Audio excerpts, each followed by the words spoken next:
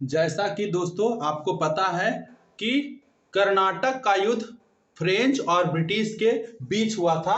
हम लोगों ने बारी बारी से देखना है कि किस प्रकार से कौन से कर्नाटक युद्ध कब से कब तक हुआ और कैसे इसकी समाप्ति हुई, है ना। तो अभी आप लोगों को बताया कि जिस प्रकार से भारत में फ्रेंच और ब्रिटिश लड़ रहे थे भारतीय पोर्ट को लेकर या भारत में अपने अपने अधिकार क्षेत्र में व्यापार करने को लेकर, तो उसका नतीजा होना ही था कि किसी न किसी युद्ध से खत्म हो। लेकिन क्या इसमें भारत के राजाओं का भी समर्थन प्राप्त था या ब्रिटिश और फ्रेंच जो थे भारतीय राजाओं का भी समर्थन दे रहे थे या उसका फायदा उठा रहे थे, जो हमें इस युद्ध में देखने को मिलेगा। ठीक है, क्या है कार्नेटिक वॉर्स 1746 to 1763, है ना। During this period there are 3 wars fought between French and British.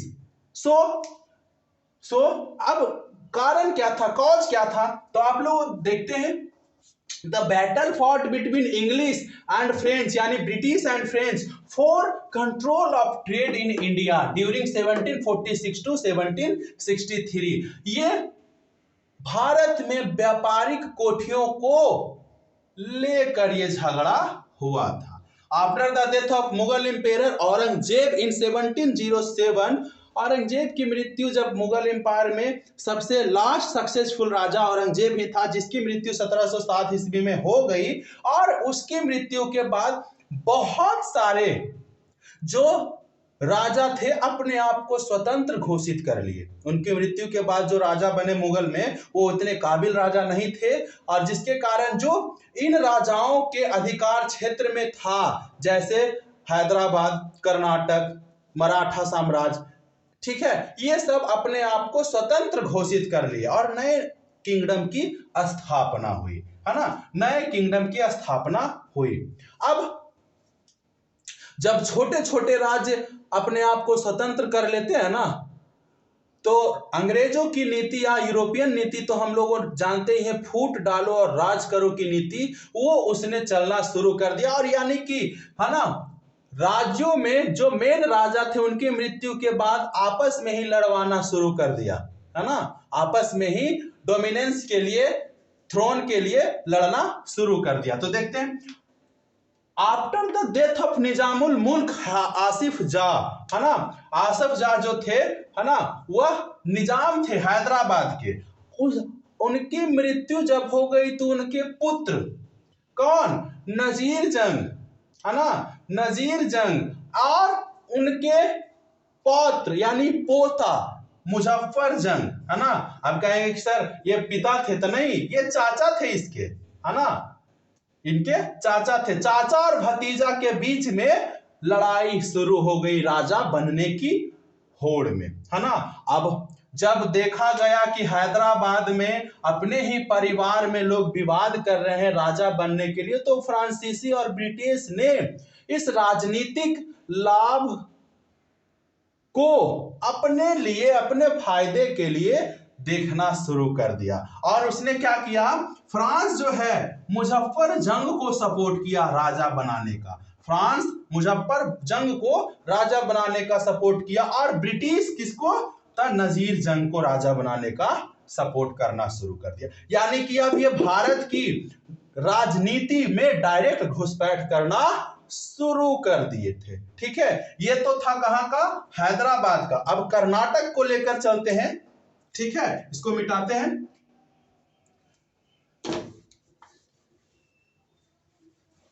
Karnataka में भी, है ना, जो वहां के राजा थे नवाब अली खान साहब, उनकी भी मृत्यु हो गई। और उनकी मृत्यु होने के बाद उनके जो दामाद थे, है ना, उनमें डोमिनेंस को लेकर झगड़ा शुरू हो गया, है ना। अब दामाद कौन कौन थे और कौन से दामाद को फिर किसने सपोर्ट किया, वहां फिर भी हम लोग देखेंगे कि किसी एक दामाद को अंग्रेजों ने सपोर्ट किया और एक दामाद को किसने, फ्रांसीसियों ने सपोर्ट कर दिया। अब क्या लिखेंगे, इन in Carnatic after death of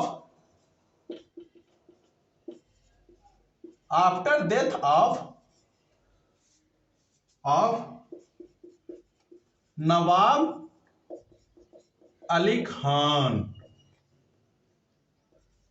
Nawab Ali Khan, his son-in-law,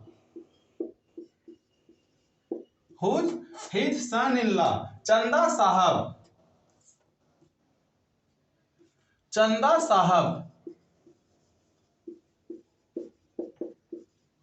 है ना, सपोर्टेड बाई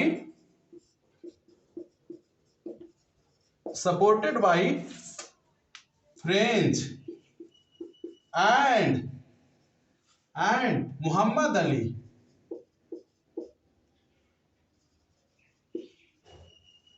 सपोर्टेड बाई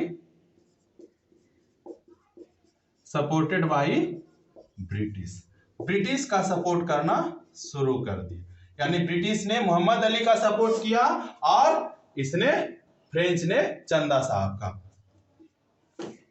इस समय फ्रेंच का गवर्नर जो था डुप्ले था, है ना. The French governor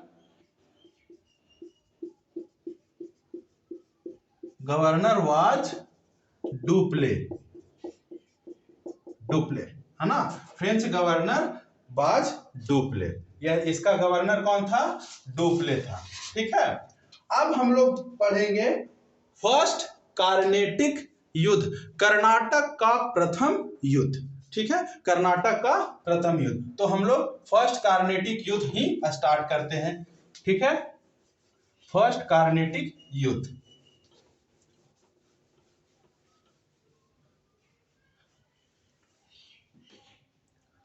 first Carnatic war 1748. In 1740, War of Australian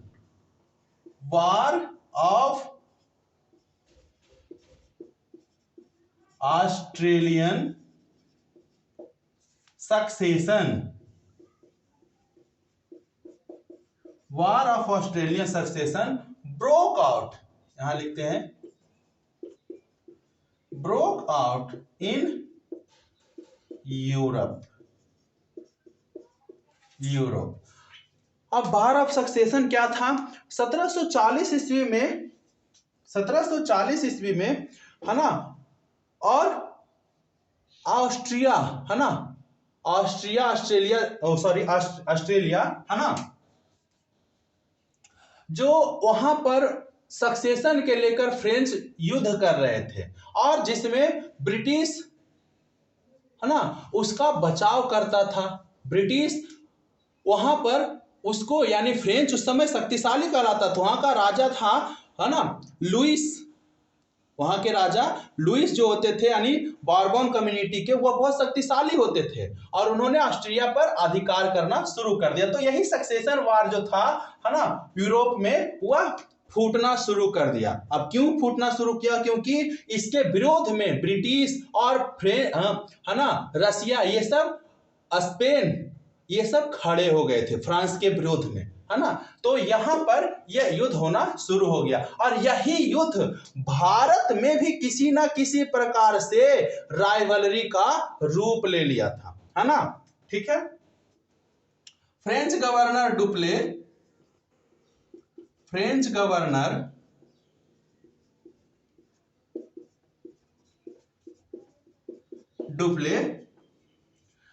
their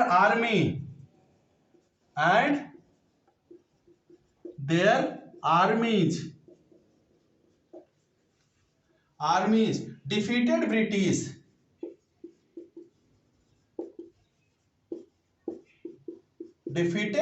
British and captured Madras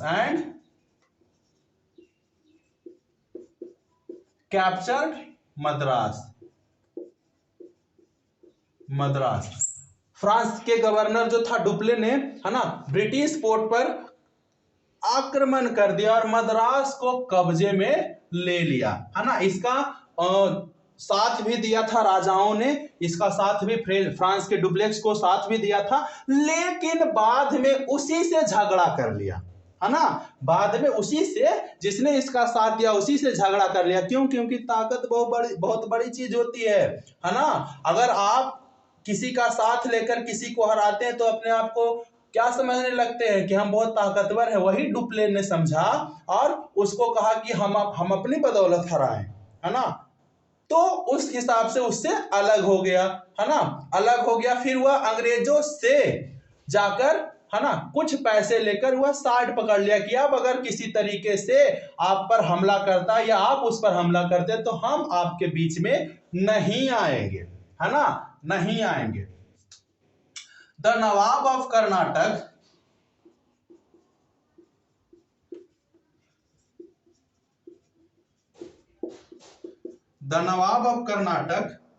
Anwaruddin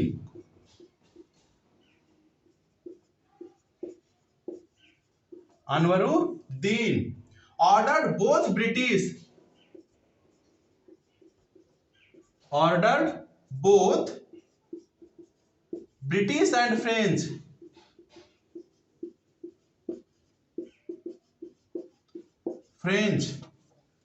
company to end the war, French to end the war, है ना। यहां पर अनवरुद्दीन कर्नाटक के नवाब थे और उन्होंने, है ना, ब्रिटिश ने उनसे मदद मांगी कि मद्रास हमें फिर से छुड़ाकर दे दीजिए, मद्रास पर हम यहां पर शासन करेंगे। उन्होंने क्या किया? ऑर्डर दिया कि आप दोनों युद्ध करना बंद करो, नहीं तो हम अपनी सेना भेज देंगे, है ना, सेना भेजकर तुम लोगों को यहां से हटा देंगे। ठीक, लेकिन डुप्लेक्स तो था अपने ताकत के मद में चूर था कि हम तो अभी मद्रास जीते हैं अंग्रेजों से, ठीक है। और हुआ भी वही जो जिसका डर था। नवाब सेंट, नहीं माना नहीं कि हम युद्ध करते रहेंगे, तो नवाब सेंट 10,000 सोल्जर, है ना, 10,000 अपने सिपाहियों को भेज दिया to defeat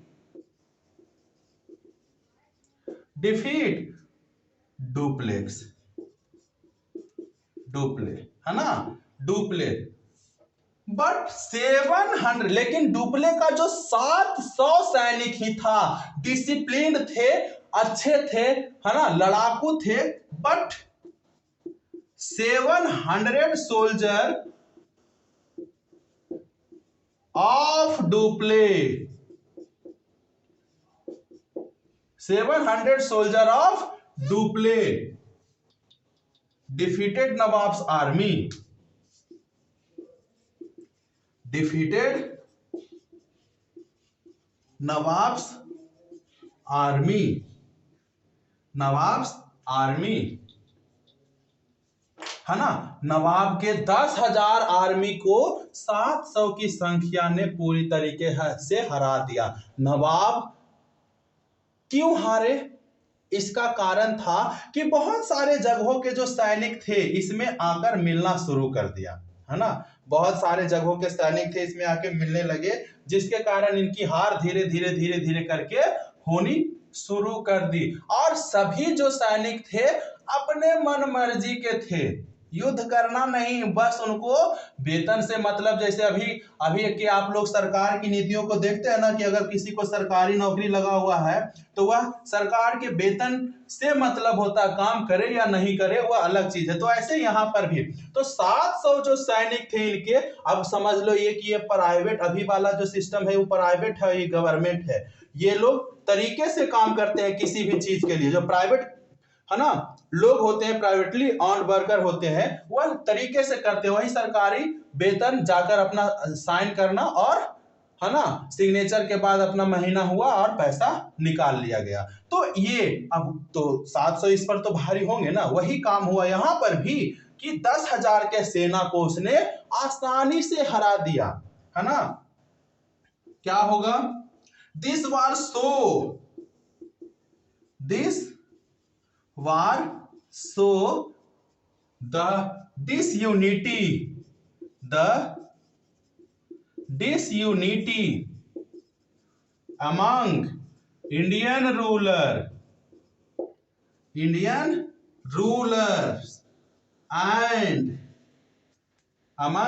rulers and their indisciplined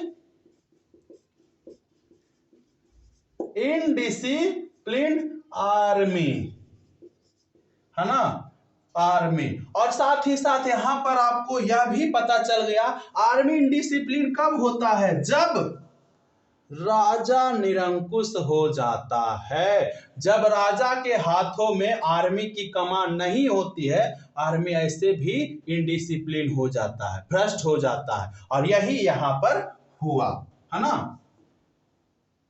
The war ended with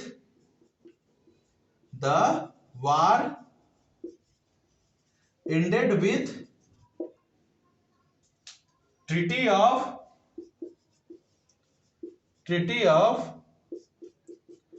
Aix-la-Chapelle,